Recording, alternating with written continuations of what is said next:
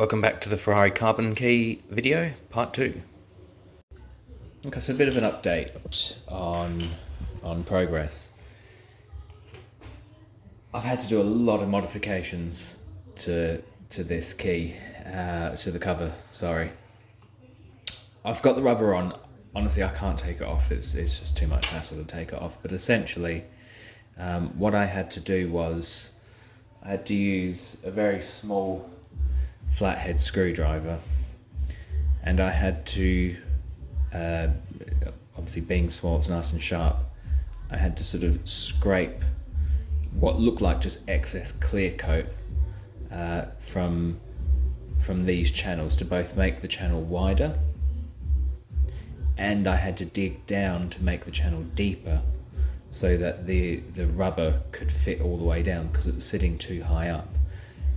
It took me about an hour to sort of, again, use this screwdriver a bit like a small chisel and take all this out. Totally unacceptable to have to do that on something that cost as much as it did. The other risk as well, of course, is that by doing that, by sort of using it like a chisel on something with such a nice finish, is you risk the tool slipping and then scratching the surface, which I didn't do, thankfully, but that's beside the point.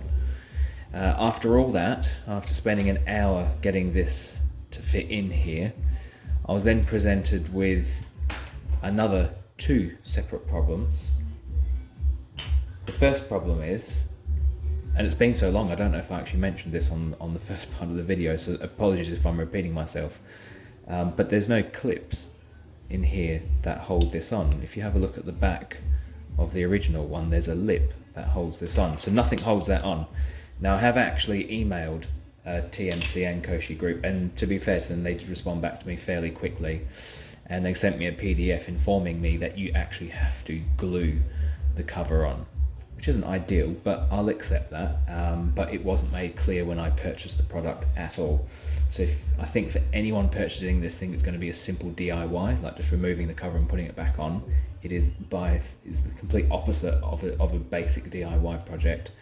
So I'm going to get some Sikaflex, which is a automotive grade black silicone adhesive. It's used in the automotive industry for holding on side skirts, body kits, wings, trims and things like that. So I'm going to get myself some of that. The next issue was that this is taller than the side profile. So of course the next problem that you get is the little rubber. You can see the 3 holes there. All it does is it pushes this piece of rubber through each hole to then press the buttons on the key fob on the printed circuit board. Because it's taller, and I say it's taller by about 3 millimeters, it doesn't actually make contact with the buttons underneath. Now the trouble was, I'd gone to so much trouble changing and sort of modifying this key. I guess they probably wouldn't have taken it back. I didn't ask them, but they wouldn't have taken it back anyway. And I don't think this is a one-off. I think this is just how this thing's manufactured. I think if they gave me a new one, I'd have the exact same problem. So I was already committed. So what I then had to do was turn the key upside down, and I had to sand the edges to bring it down so that it wasn't as large. So I've brought it down by about 2 millimeters. I can't do any more. So it's now shorter. So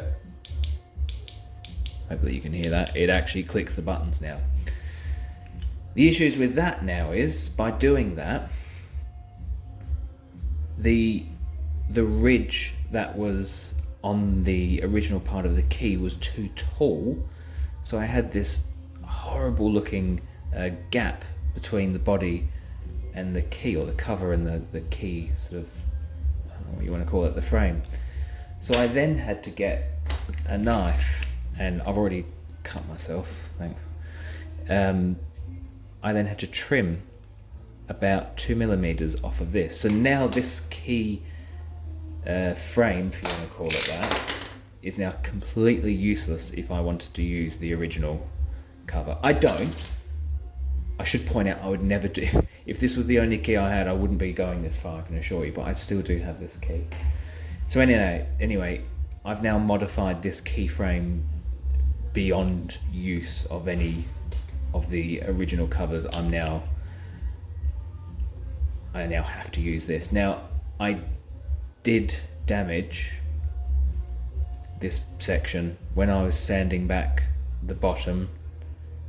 You might be able to see, yeah, there's a little chip off of there, which is a bit frustrating, but you know what? It's been a long afternoon and I'm not going to sweat the small stuff, so that'll be what it is. So the next step now is to wait for this Sikaflex to arrive, which I've just ordered, and I will glue that onto there and I'll clamp it into place, let it set for a couple of days, and then once I'm done with that side, I'll then I'll probably Sikaflex the Cavallino into there, and then unfortunately, so I'm told, you have to glue that cover onto there as well, even though that's the cover you take off to replace the battery. Now Sikaflex will, it is possible to remove it, but I can't see me doing it without damaging it when the time comes. So I don't know what to do. I might use a different glue for this side. I'm not sure. I'll have to think. I've got a couple of days to think about that anyway, but in the meantime, I will be using the tougher Sikaflex glue on there, because there's no reason I should have to take that off once that's on. So yeah, a bit of a disappointing day, to be honest. I really don't think I could recommend this to anyone, not unless you're prepared to go through this much modification, or unless Koshi, the manufacturer, take this back and figure out a better way to do it in the manufacturing process. I can only assume that they've not test fitted one of these to an actual key, because if they did, they'd realise that it doesn't work. Not so much that you've got to glue it on, I mean, I can live with that, but if it's too big and it doesn't press the button underneath, then, well, it doesn't work as a key, does it?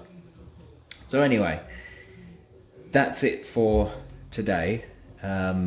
You'll join me again in a moment, which will be in a couple of days' time when that glue arrives, and we'll get this put together.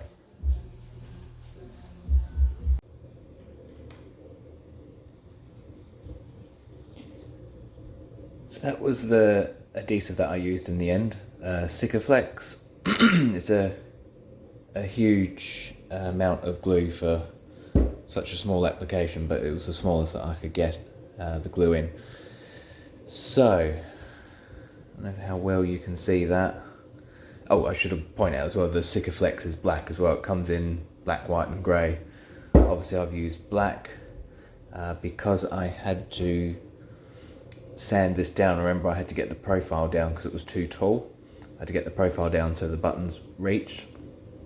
It's not perfectly flat, so the black's been really good in masking where it's not perfectly flat.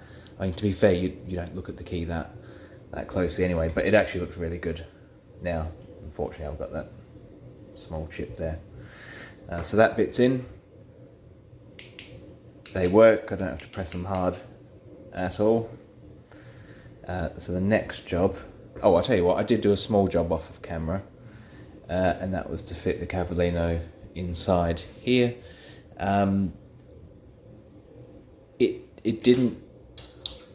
It does sit a little bit proud. It's not as fully recessed as it goes in here, but it's just too small a space to start chipping away the clear coat like I did with the buttons to get that to sit down. And it's actually not that bad, and actually it's difficult to describe what it looks like in person, but it sits proud of the cover, but in a good way. It actually gives it a bit more of a three-dimensional look. It's almost too recessed into that one. So no, I actually quite like that. It looks quite nice in person. And I did use just a dab of Sikaflex in there as well. So that will come out if you need it to, but it certainly won't fall out. So what I have to do now is I've just pumped a bit of Sikaflex onto a bit of cardboard, and it's not a great way of doing it, but I will be using a flat blade screwdriver, a bit like a spatula, and I won't do it on camera, it's a bit tricky, but I'll just be applying it to the inside of here, and I'll also apply it to the reverse side of the key just a little bit, and then I'll just get a bit of cleaning cloth and tidy it up as I go on, and then it sits there I'll leave it overnight actually, and I'll update you again in the morning.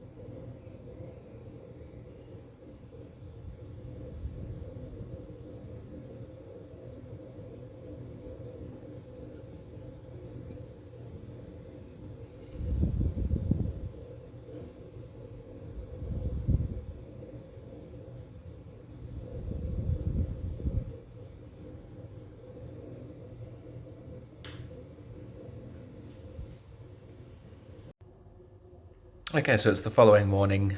The glue has set, and yeah, everything looks good. It's in the sun, it's an absolutely wonderful color.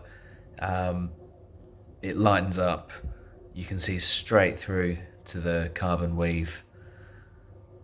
Looks really good. There's the side profile, so you can see with the modifications that I did to where the buttons sit in, I did manage to get it down. Like I said earlier in the video, I'd spent probably about an hour just filing out or chiseling out the channels which the rubber sits into. I don't know if that was unique to the cover that I got or whether they're all like that. I can't really comment, but certainly mine was. You can see again the side profile where I've had to sand it down only on the button side. I had to sand down. Obviously I didn't have to sand down the top side, didn't have to do anything to that one, except a little bit of work to get the Cavallino in. But this was the side that needed all the work.